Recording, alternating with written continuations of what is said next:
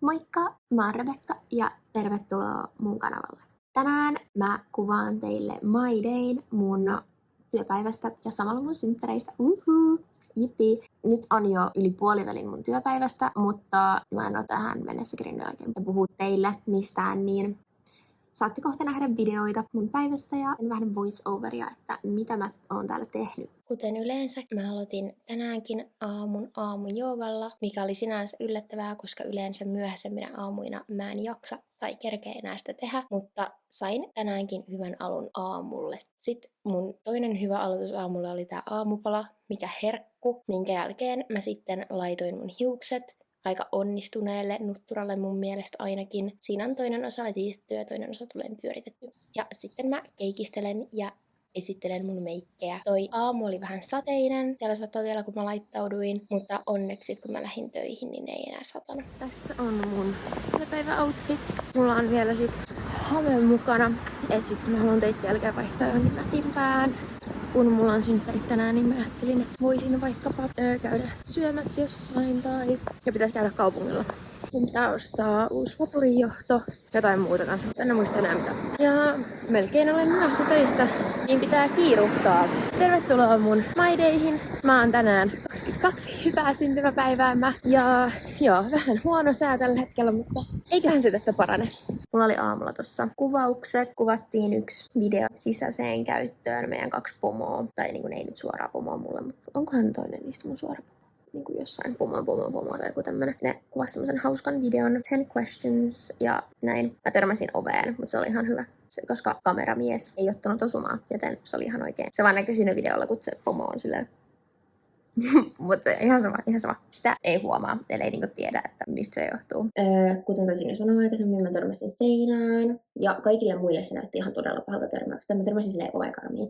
Kaikille muille se näytti ihan niinku kamalalta. Tosi rankalta ja kaikki tulee apua anteeksi. Mun ei ollut tarkoitus törmätä ja näin. Mutta mä en siis oikeasti kiinnittänyt asiaan huomiota. Mä ei koskenut mua. Mä olin vaan ylpeä, koska mun tehtävä oli niinku pitää meidän kuvaa. Ja sillä, että se ei osu minnekään seinään tai oveen tai minnekään kulmaan, kun se oli taaksepäin. Niin mä olin vaan onnellinen, että mä olin se, joka törmäsi sinne seinään ja kuvaus tai mikään ei niin kuin muuttunut. Niin mua ei oikein silleen kiinnostanut, mutta kaikki muut oli silleen ihan todella shokissa asiasta. Sitten voi nähdä tästä vähän mun työmotivaatiota, kun työskentelen parin projektin parissa, jotka on ehkä hieman haastavia ja niissä on ollut hieman mutkia matkassa. Taidan tehdä jotain Exceliä ja täyttää siihen tietoja tässä. Sitten mä tein yhtä valtavaa projektia.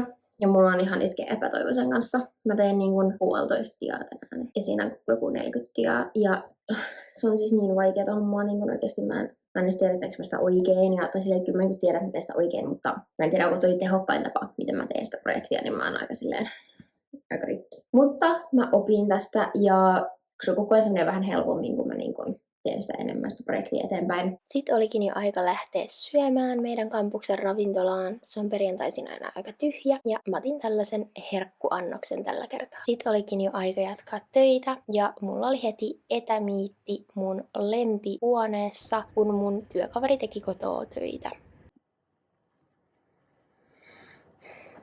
Enemmän kysymyksiä kuin vastauksia. Tämän miitin jälkeen mun pitää laittaa mun pomolle viestiä, että mitä ihmettä mä teen. Mulla ei mitään hajua, mä olen aika jumissa, mikään ei tunnu oikein oikealta ratkaisulla tähän projektiin. Tämä on vähän hyödytön, vaikuttaa kaikkien elämää, paitsi ton pomon. Eikä silleen, että tosi vaikea vaan nyt miettiä, että miten tästä eteenpäin. Mä vaan totesin, että mä juttelin mun pomon kanssa ja joka oli antanut mulle sen tehtävän ja se sanoi, että vau, tää on kyllä ihan super vaikea tehtävä. Joo. Niin nyt mä vaan menen semmosella, mä vaan juttelen vähän kaikille, jos ne kysyy, että miksi sä teet tätä, niin mä oon silleen, että mä en oikein vielä tiedä. Mun pitää aika vähän kartoittaa, että mikä tilanne on sen kaikkien työntekijöiden vastuitten kanssa ennen kuin mä voin aloittaa sen itse projektin. Ja sitten me katsotaan uudelleen sen pomon kanssa niiden miittien jälkeen, että mikä on tää meidän suunta. Niin en siis tiedä, että sekin iso projekti niin vaan vähän hajosi käsiin, että nyt mulla on 2 isoa projektia, jotka on vaan ihan vibing. Mutta ei se haittaa, ihan hauskaa silti töissä. Ja joo, mutta sitten mulla on nyt tässä yksi toinenkin iso projekti, niin mä yritän tehdä niitä kahta nyt tässä koko iltapäivän. Ja sitten mä menen juhliin mun synttäreitä. Mun työkaveri, kenestä mä puhuin aikaisemmin, niin me mennään syömään sen kanssa, kun sillä on jotain menoa illalla ja se asuu kauempana, niin sit se menee sinne menoon sen jälkeen, kun mulla on hengattu. Niin mun ei tarvitse viettää mun synttäreitä yksin. Jee! Elämä on ihan mahtavaa. Tää työpäivä on kyllä ollut vähän niinku useless. Mä en ole myöskään kuvannut kaikkea, koska mä en voi kuvaa kaikkea. Ja mä en halua kuvaa muita ihmisiä, niin sitten tää on vähän rajoittanut. Mutta nyt ois sitten aika jatkaa töitä. Jee! Kuten kuvistakin voi nähdä, ei ihan hirveästi motivoinut nämä tehtävät, kun oli vähän mutkia matkassa, mutta sitten olikin vain 1 tunti enää töitä jäljellä. Vähän Excelin parissa pyörin ja sitten olikin aika sanoa, että mennään ja me lähdettiin pelaamaan mun työkaverin kanssa pöytäjalista, kun me oltiin siitä unelmoitu nyt pari kertaa. Lämmittelyitä, jos ei lasketa, niin mä olin ihan tosi lähellä voittoa. En voittanut, mutta silleen, että mä en hävinnyt silleen 100-0. Ja mä oon tosi ylpeä siitä. Mä sanoinkin, että mua ei siis haittaa hävitä. Mä tiedän, että mä oon aika monissa asioissa aika huono, tommosissa kisattavissa asioissa. Mutta tuntuu vaan hyvältä se, että mä olin lähellä voittoa. Tai että mä en ollut, että se ei ollut mikään murskavoitto sille toiselle. Niin mä olin siitä iloinen. Sitten me mentiin syömään ja mä otin tämmöisestä ramen paikasta mun annoksen. Arvaa, unohdinko ottaa ramenista videon? No totta kai unohdin. En muistanut. Mutta me kävin semmoista, se oli ihan sairaan hyvä. Mulla on kyllä vähän nyt kookosta tuossa mun paidassa, mutta ketään ei kiinnosta se, koska mä sain tosi hyvää ruokaa. Oli ihan sika hyvää. Just täydellinen annos. Ja sitten mä join myös persikkajääteen. No, mä oon juonut täällä ihan älyttömän määrän persikkajääteetä. Moikka! Kello on nyt 8 ja mä tulin just tuolta keskustasta. Mä kävin ostaa puhelimen laturin ja sitten mä kävin viinilassillisella ton mun työkaverin kanssa mun synttärit kunniaksi. Ei ollut kovin pubi, oli semmonen ihan ok. Meidän pöytä haisi vaan vähän oksennukselta, mutta sitten oli vaihdettu Iinan pöytään. Niin me käytiin sitten yksillä, niin mä otin roseviinin. Se oli musta ihan hyvä, aika makea. Ja oli siis todella hauskaa.